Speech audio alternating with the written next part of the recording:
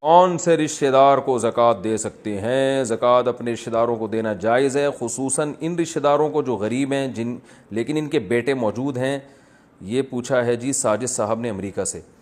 دیکھیے زکوٰۃ ہر اس شخص کو دی جا سکتی ہے جو غریب ہے، صاحب نصاب نہیں ہے۔ صاحب نصاب نہ ہونے کا مطلب یہ ہے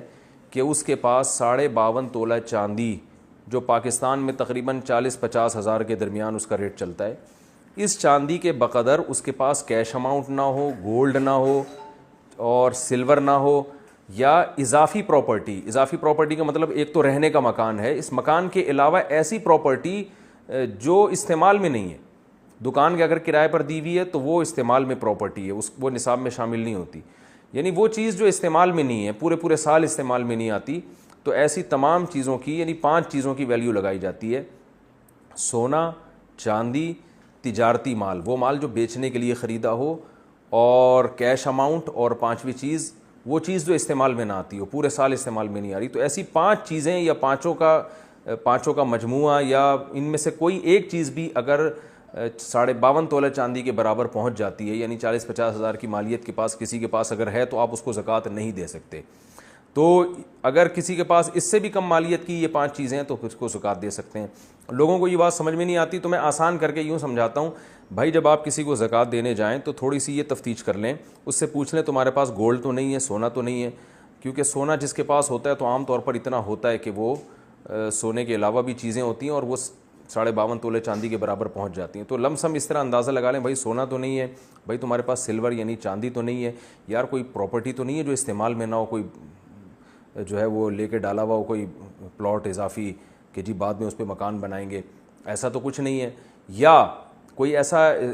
سامان تو نہیں ہے گھر میں جو پورے سال استعمال نہ ہوتا ہو، قیمتی سامان۔ یہ والا سوال پوچھنے کی ضرورت بھی نہیں ہے، کیونکہ عام طور پر ایسا ہوتا نہیں ہے کہ کوئی ایسا سامان جو پورے سال استعمال ہی نہ ہوتا اور اس کی قیمت بھی اتنی اچھی ہو۔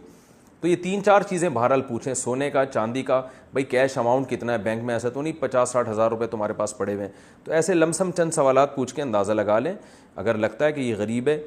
تو اس کو دے دیں آپ پیسے، پھر ادا ہو جائے گی، بے شک وہ بعد میں غریب نہ بھی ہو، کیونکہ آپ کے بس میں جو تھا وہ آپ نے کر لیا، اس سے زیادہ انسان تحقیق کر نہیں سکتا، تھوڑا سا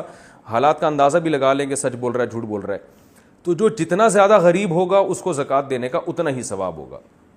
چاہے اس کے بچے جوان ہوں یا نہ ہوں، اس سے فرق نہیں پڑتا، عورت بیوہ ہو یا شادی شدہ ہو، اس سے فرق نہیں پڑتا۔ بعض لوگ کہتے ہیں وہ بیوہ عورت ہے اس کو زکوٰۃ دینی چاہیے، بھائی بیوہ ہے لیکن اس کے بحریہ ٹاؤن میں پلاٹ ہیں، ہو سکتا ہے اس کے شوہر نے وراثت اتنی چھوڑی ہو کہ وہ مالدار ہو گئی ہو، تو مالداری پر ہے زکوٰۃ کا مدار، بیوہ یا کمارے ہونے پر یا میرڈ ہونے پر یا بچے جوان ہیں یا نہیں ہے، اس پر مدار نہیں ہے۔ بچے چھوٹے ہیں مگر پراپرٹی آپ کے پاس بہت ہے تو زکوٰۃ نہیں دے سکتے، بچے بڑے ہیں مگر غریب ہیں آپ تو پھر زکوٰۃ دے سکتے ہیں۔ تو زکوٰۃ کا تعلق ہے مستحق ہونے سے، مستحق کو تلاش کر کے دے دیا کریں۔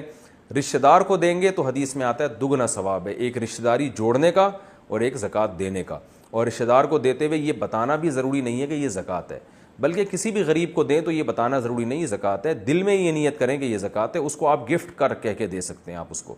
البتہ رشتہ داروں میں اپنے ماں باپ، اپنے دادا دادی، نانا نانی، ان کو زکوٰۃ نہیں دے سکتے، اپنے بیٹے بیٹیاں، پوتیاں پوتے، نواسے، جو بھی آپ کی اولاد ہے اس کو بھی زکوٰۃ نہیں دے سکتے۔ یہ 2 رشتہ دار، شوہر بیوی کو، بیوی شوہر کو زکوٰۃ نہیں دے سکتے، ان کے علاوہ سب کو زکوٰۃ دی جا سکتی۔